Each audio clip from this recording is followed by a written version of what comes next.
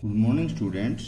आज हम ज्योग्राफी का बी पार्ट का दूसरा लेसन शुरू कर रहे हैं जिसका नाम है प्रवास, प्रकार, कारण और परिणाम। प्रवास यानी एक जगह से दूसरी जगह जाना और किन किन प्रकार से होता है, क्या कारण हो सकते हैं, उसके परिणाम क्या निकलते हैं। तो प्रवास किसे कहते हैं? प्रवास है माइग्रेशन से, जनसंख्या का एक स्थान से दूसरे स्थान पर जाना प्रवास कहलाता है। अर्थात किसी एक स्थान से दूसरे स्थान पर जाकर बसने को प्रवास कहते हैं। कुछ प्रवास स्थायी होते हैं, कुछ अस्थायी होते हैं, कुछ परमानेंट जाकर रह जाने देते हैं, कुछ सप्ताह, साप्ताहिक, पाक्षिक, मासिक, छमाही, सालाना, वार्षिक। स्थायी प्रवास में व्यक्ति मूल स्थान से दूसरे स्थान पर स्थायी रूप से रहने लगता है, जबकि अस्थायी प्रवास में मौसमी, वार्षिक, दैनिक प्रवास भी हो सकता है।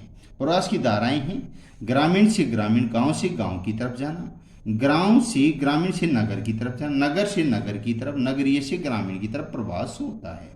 अपकर्षक कारक है: नगरीय सुविधाओं तथा आर्थिक परिस्थितियों के कारण जब लोग नगरों की ओर प्रवास करते हैं उसे अपकर्षक कारक कहा जाता है। यानी कि नगर की सुख और सुविधाओं, चाहे डॉक्टर की है, यातायात की, शिक्षा की, ये सुविधाओं के कारण लोग गांव से शहर की तरफ पलायन यानी प्रवास करते हैं, उसे अपकर्षक कारक कहा जाता है। प्रतिकर्ष कारक: जब लोग जीविका के साधन उपलब्ध न हो, यानी जीविका के साधन उपलब्ध ना हो, किसी कारण से गरीबी और बेरोजगारी के कारण नगरों के प्रवास करते हैं, इसे प्रतिकर्ष कारक कहा जाता है।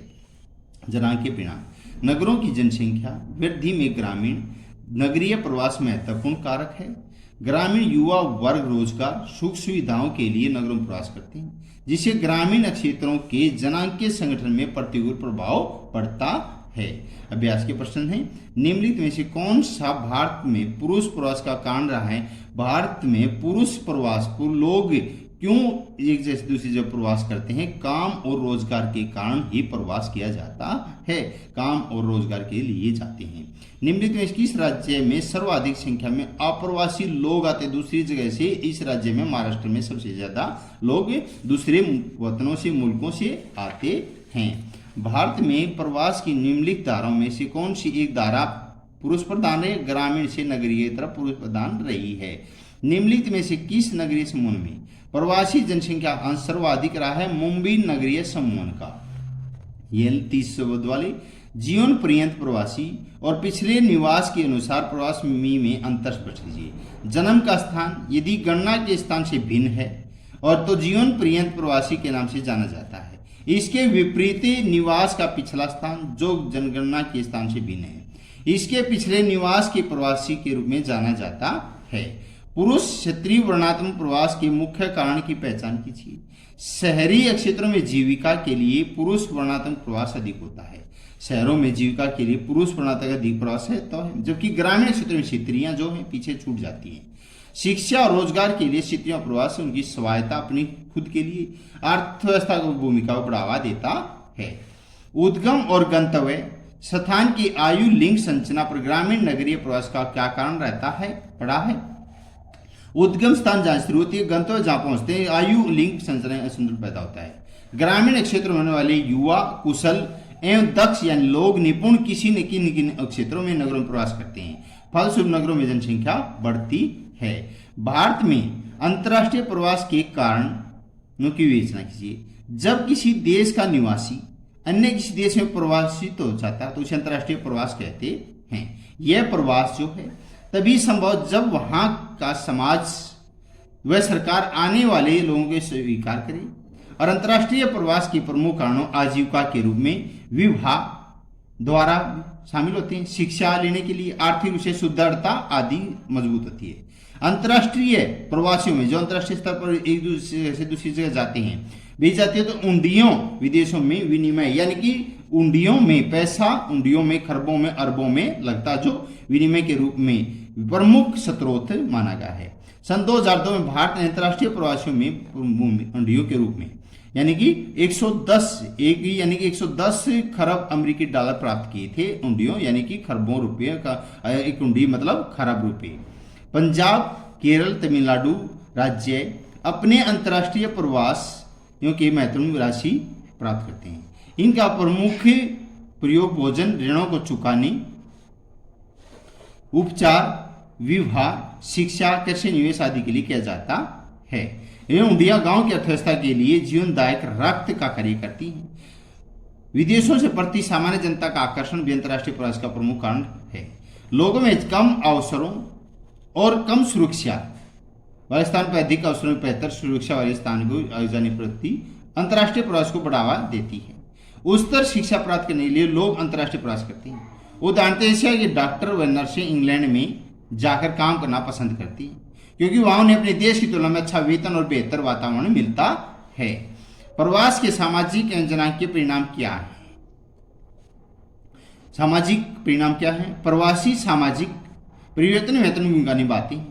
नई प्रौद्योगिकी, परिणाम नियोजन, बालिका शिक्षा इत्यादि के संबंधित नए विचारों नगरीय क्षेत्रों में, ग्रामीण क्षेत्रों में पहुंचना भी इन्हीं के माध्यम से होता है। प्रवास के विविध संस्कृतियों में लोगों में अंतर्वेशन होता है। इसके द्वारा संकीर्ण विचारों को दूर करने में योगदान मिलता है। नए विचारों के विकास और सकारात्मक सोच योगदान मिलता है। इसी के द्वारा लोगों में मानसिक विकास होता है। सरकार सकारात्मक पक्ष के साथ साथ सामाजिक परिणाम नकारात्मक पक्ष होते हैं। लोगों में सामाजिक द्वेषहीनता की भावनाएं भर देते हैं। जनांगीय परिणाम क्या है? प्रवास के से देश के जनसंख्या परिवर्तन होता है। नगरीय जनसंख्या वृद्धि का प्रमुख कारण ग्रामीण नगरीय प्रवास है। ग्रामीण क्षेत्र में होने वाला कुशल एवं दक्ष लोगों का बाल प्रवास ग्रामीण जनांगीय संगठन का प्रतिकूल प्रभाव डालता है। यद्यपि उत्तराखंड, राजस्थान, मध्य प्रदेश, पूर्वी महाराष्ट्र में होने वाले बाह्य प्रवास ने इन राज्यों की आयु एवं लिंग संचार में गंभीर असंतुलन पैदा कर दिया है। ऐसे असंतुलन उन राज्यों में भी उत्पन्न हो गए हैं जिनमें ये प्रवासी जाते हैं। तो नीचे दिए गए कुछ प्रश्न और भी हैं। आंतरिक प्रवास की कितनी धाराएं हैं? 4 भागों में आंतरिक प्रवास को बांटा हुआ है। जो गांव से, जैसे पहले था गांव से प्रवास, गांव से तरफ, गांव से नगर, नगर से नगरीय, नगरीय से ग्रामीण की तरफ बांटा हुआ है। गांव से पहले छोटे नगरों और बाद में बड़े नगर की ओर प्रवास क्या कहलाता है? सोपानी प्रवास कहा जाता है, यानी कि ऊंची का सपना देखना चाहिए। राज्य के एक भाग से उसी राज्य दूसरे भाग में, एक राज्य में कि उसी राज्य में दूसरे भाग पर जाते हैं, अंतर्राज्यीय प्रवास कहा जाता है।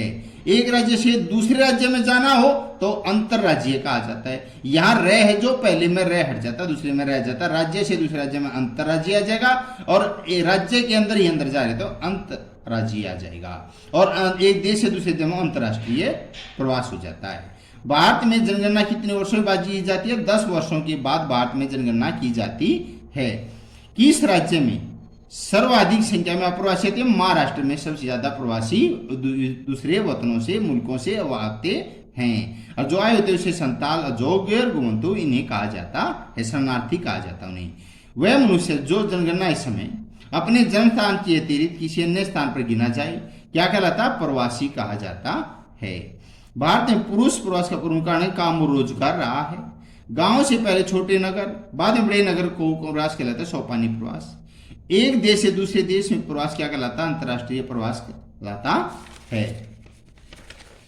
राज्य के एक भाग की उसी राज्य दूसरे भाग में कहता अंतर्राज्यीय, अंतर नहीं अंतर्राज्यीय प्रवास कहा जाता है।